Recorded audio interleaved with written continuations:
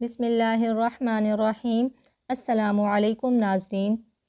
حضرت موسیٰ علیہ السلام بنی اسرائیل کو فرعون مصر کے مظالم سے بچا کر وہاں سے لے گئے تھے، اور اس دوران مصر کا یہ ظالم بادشاہ ڈوب کر ہلاک ہو گیا۔ توریت اور انجیل میں بھی حضرت موسیٰ علیہ السلام کی زندگی کے حوالے سے فرعون کا ذکر موجود ہے، مگر کہیں بھی اس کا نام درج نہیں۔ ناظرین، یہ واقعہ آج سے 3500 سال پہلے پیش آیا تھا۔ فرعون کے ڈوب کر مرنے کے بعد سمندر نے اس کی لاش کو اللہ کے حکم سے باہر پھینک دیا، جبکہ باقی لشکر کا کوئی نام و نشان نہ ملا۔ مصریوں میں سے کسی شخص نے ساحل پر پڑی اس کی لاش پہچان کر اہل دربار کو بتایا۔ فرعون کی لاش کو محل پہنچایا گیا۔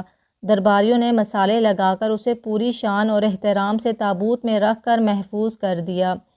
حنوط کرنے کے عمل کے دوران ان سے ایک غلطی ہو گئی تھی۔ فرعون کیونکہ سمندر میں ڈوب کر مرا تھا اور مرنے کے بعد کچھ عرصے تک پانی میں رہنے کی وجہ سے اس کے جسم پر سمندری نمکیات کی ایک تہہ جمی رہ گئی تھی۔ مصریوں نے اس کی لاش پر نمکیات کی وہ تہہ اسی طرح رہنے دی اور اسے اسی طرح حنوط کر دیا۔ وقت گزرتا رہا، زمین و آسمان نے بہت سے انقلاب دیکھے، جن کی گرد کے نیچے سب کچھ چھپ گیا، حتیٰ کہ فرعونوں کی حنوط شدہ لاشیں بھی زمین کی تہوں میں چھپ گئی۔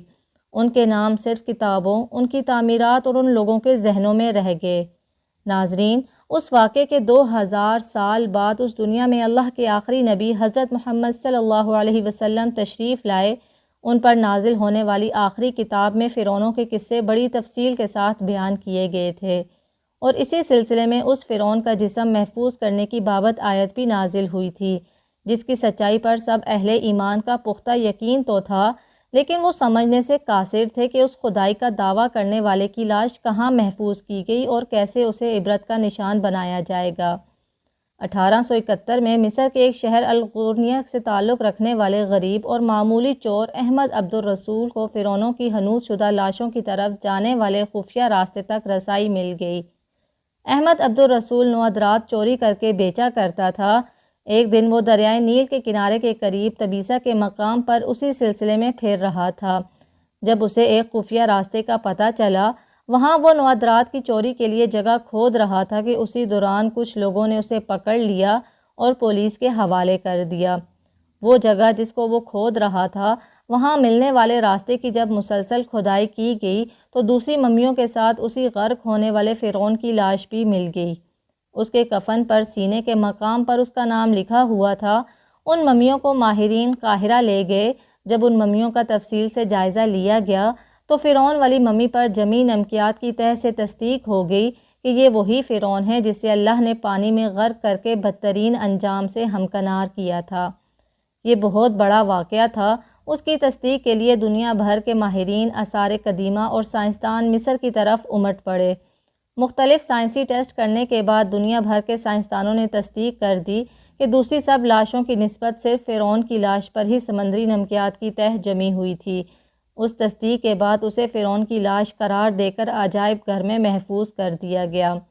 1982 میں فرعون کی ممی خراب ہونے لگی تو اس وقت کی مصری حکومت نے فرانس کی حکومت کو درخواست کی کہ فرعون کی ممی کو خراب ہونے سے بچایا جائے، نیز جدید سائنسی ذرائع سے اس کی موت کی وجہ بھی معلوم کی جائے۔ چنانچہ مصری اور فرانسیسی حکومت نے مل کر ممی کو فرانس لے جانے کا انتظام کیا۔ جب فرعون کی لاش کو فرانس پہنچایا گیا تو ایئرپورٹ پر اس دور کے فرانسیسی صدر بذات خود حکومت کے اعلیٰ عہدیداروں، تمام وزراء اور فوج کے افسران کے ساتھ استقبال کے لیے موجود تھے۔ فرعون کی لاش کا استقبال کسی عظیم زندہ بادشاہ کی طرح کیا گیا۔ فوجی دستوں نے سلامی دی۔ فرعون کی ممی کو ماہر ڈاکٹروں کی ٹیم کے حوالے کیا گیا۔ اس ٹیم کی سربراہی ڈاکٹر مورس بوکائے نے کی تھی۔ مائکروسکوپک ٹیسٹوں کے ذریعے ممی کے تمام اعضاء کا باریک بینی سے جائزہ لیا گیا تو معلوم ہوا کہ اس کی لاش اور جسم میں سمندری ذرات ابھی تک موجود ہیں، اور موت کی وجہ بھی پانی میں ڈوبنے کی وجہ سے ہوئی تھی۔ ایک بادشاہ کی موت پانی میں ڈوبنے کی وجہ سے ہو، یہ ڈاکٹر مورس کے لیے حیرت کی بات تھی۔